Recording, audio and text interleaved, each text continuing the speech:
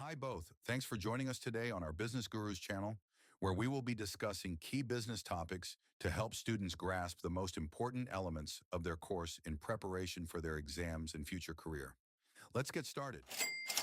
Have you ever picked something up maybe in a store or, just browsing online and had that instant reaction like, wow, that must be expensive? Or maybe, yeah, I'd pay good money for that. Oh, absolutely, all the time. And often you don't even fully understand why you think that, Yeah. right? We all do it. We like to think we're rational about our purchases. But today, we're kind of pulling back the curtain on maybe the silent persuader, design. Hmm. Welcome to the deep dive. This is where we take your sources and, well, we try to pull out those really crucial nuggets of knowledge. And our mission today, to unpack this fascinating, sometimes subconscious link between design, what we think something is worth its perceived value, and ultimately, if we're willing to pay for it. Yeah. And the source material we're looking at today, it kicks things off with these two deceptively simple questions. First, which is the more intricate design? Hmm.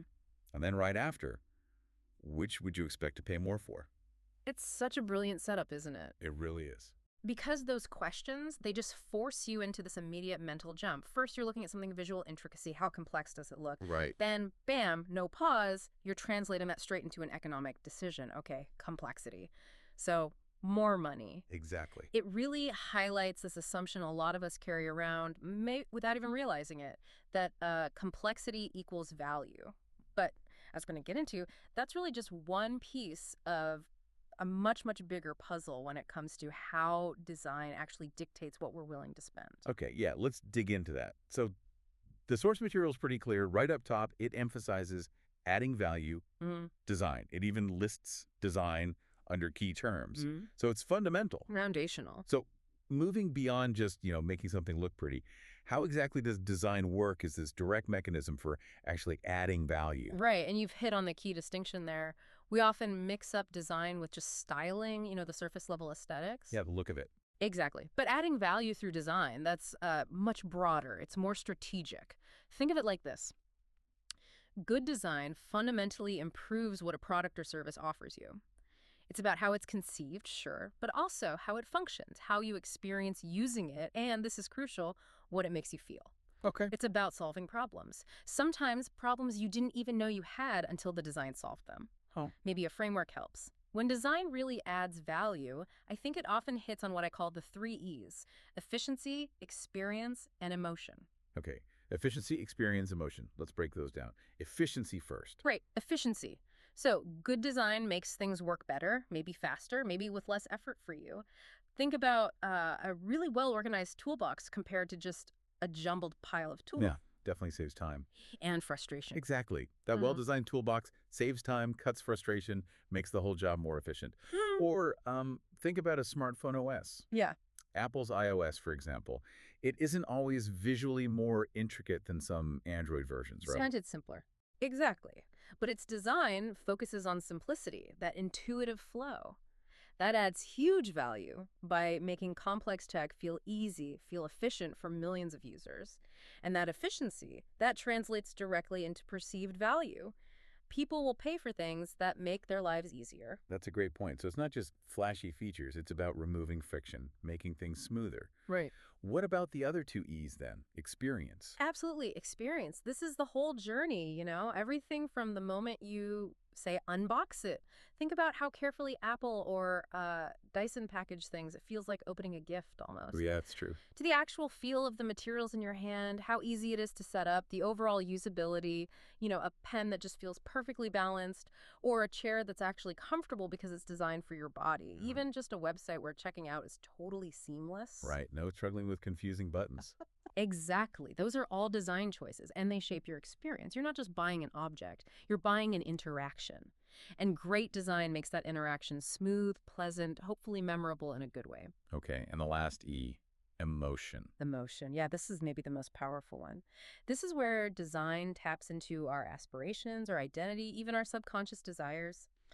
Think luxury brands, Rolex, Hermes. They're not just selling timepieces or bags. No, it's status, history. Precisely. Their designs evoke feeling, status, heritage, exclusivity, craftsmanship. But it's not just luxury. Even a simple coffee mug, the shape, the weight, it can evoke comfort or maybe sophistication. Or think about sustainability now. A product designed with recycled materials, maybe a minimal environmental footprint, Yeah. that can resonate emotionally with people who care about that stuff. They might be willing to pay more because the design aligns with their values. Design tells a story, and that story connects emotionally, creating this deeper, often less rational sense of value. Okay, that makes a lot of sense. The three E's: efficiency, experience, emotion. So going back to those first questions, if intricacy isn't the only thing driving price, what other aspects of design, beyond the three E's maybe, make us decide, yeah, I'd pay more for that one? Because sometimes, like you hinted, the simplest design is the most expensive. It's less, sometimes more.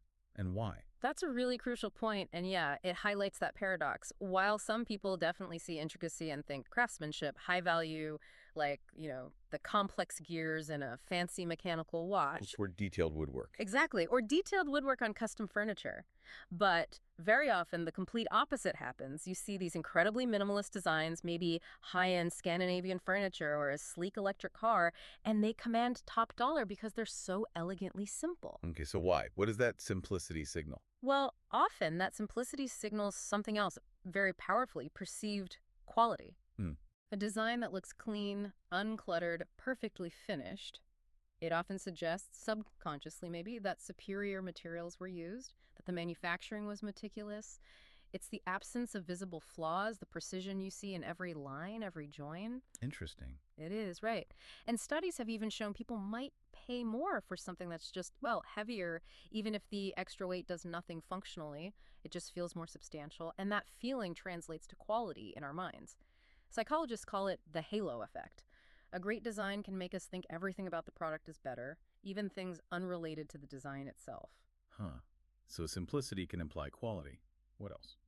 Beyond quality, innovation is huge. A design that introduces something genuinely new, a clever solution, maybe creates a whole new category. Think about the original iPhone design. Yeah, that changed everything. It did. That kind of groundbreaking design can command a massive premium because it offers something truly new, something desirable that solves problems in ways we hadn't even thought of. And then there's the story the design tells. Yeah, what narrative is embedded in the look and feel? Is it about heritage and tradition? Or cutting-edge tech, maybe artistic expression, or even like rebellious counterculture? These stories told through design choices become part of the product's identity, and they really influence our willingness to pay. So the value design adds is, yeah, multifaceted. Practical benefits, emotional pulls, subconscious cues. It's complex. Right. This really broadens the picture of adding value through design. Mm-hmm. It's not just what we see, it's what we feel, what we assume the problem's being solved. Okay, this leads us perfectly to another key phrase from our source, the role of business enterprise. So understanding how we perceive value is one thing, but how do businesses actively, strategically use this knowledge?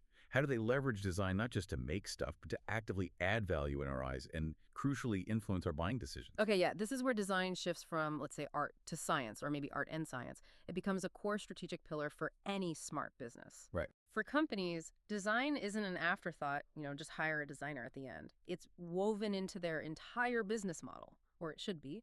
They use design very deliberately to make their product stand out in what's usually a very crowded market. To differentiate. Exactly. A unique design can communicate brand identity instantly. You see a Nike swoosh, an Apple logo boom, you know who it is. That makes the product recognizable, memorable, and it signals consistency. It can also telegraph quality and innovation, reassuring you, the consumer, that you're investing in something good, something perhaps cutting edge. So those initial questions, which is more intricate, which costs more, businesses are constantly asking themselves variations of that. Absolutely. Those are fundamental considerations for them during product development. They're always trying to maximize the perceived value of what they offer. Why?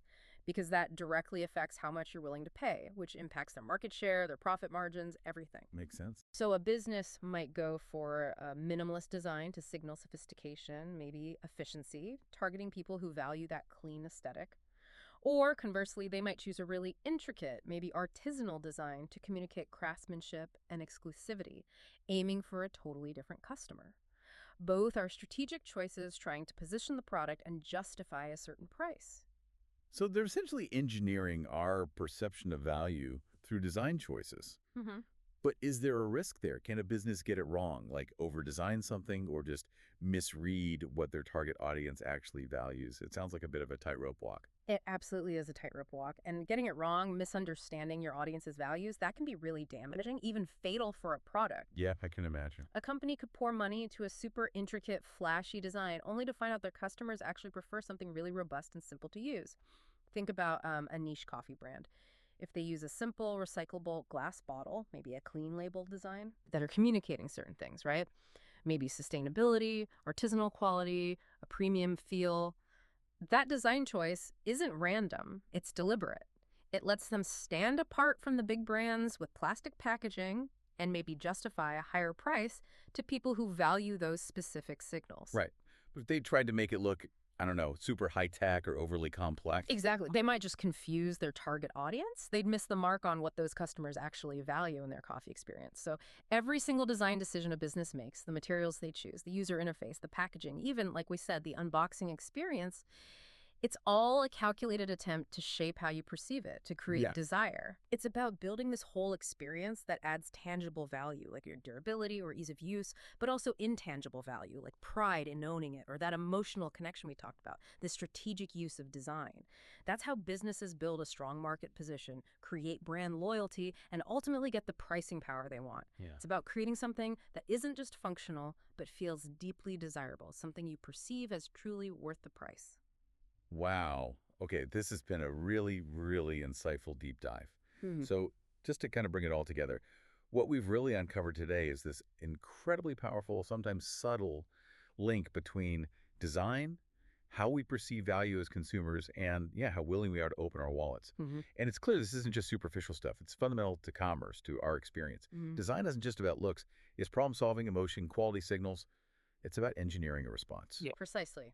You put it perfectly. Design is like this constant, silent conversation happening between a product or a service and your subconscious mind. It's influencing your choices every single day, often without you actively noticing. Yeah. So maybe a thought for you, the listener, to take away.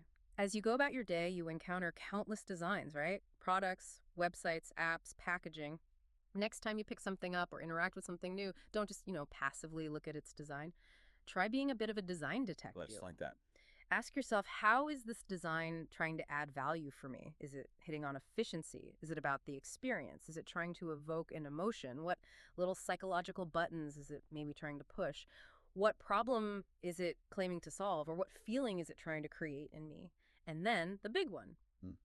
What ultimately makes me willing or maybe unwilling to pay the price they're asking? Hmm. Just thinking a bit more critically about the why behind the designs we encounter every day, it can really shine a light on how much it shapes our decisions, our purchases, our world. That's a fantastic, really actionable thought to leave everyone with. Thank you so much for joining us on this deep dive into the powerful world of design and value. We really hope you now have a fresh, maybe more analytical way to look at the role design plays every day and those silent conversations it's always having with your wallet. My pleasure. We'll catch you next time on The Deep Dive.